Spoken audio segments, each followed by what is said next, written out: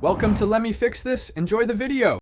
Bring a shallow pan to a gentle heat and add about 2 cups of water per egg. Maintain 180-190 degrees F, so water is just below simmer.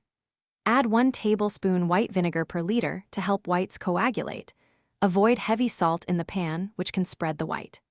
Crack each egg into its own small bowl so you can check freshness and slide eggs cleanly into the water without shells. Reduce heat so the surface shows occasional movement but no roll. Stir the water to make a gentle vortex and immediately slip the egg from the bowl into the center.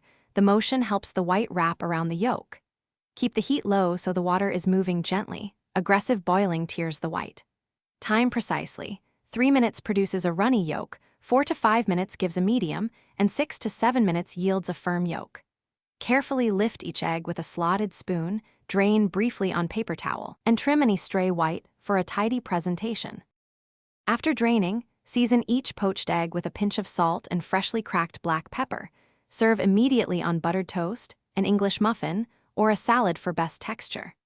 If you must store extras, place them submerged in cold water in a sealed container and refrigerate for up to 2 days. Change the water daily. Reheat by warming in 140-160 degrees F water just until the white firms again, about 1 to 2 minutes. Use 1 egg per serving for classic portions and enjoy while warm. Thanks for watching. If you found this helpful, don't forget to like and subscribe.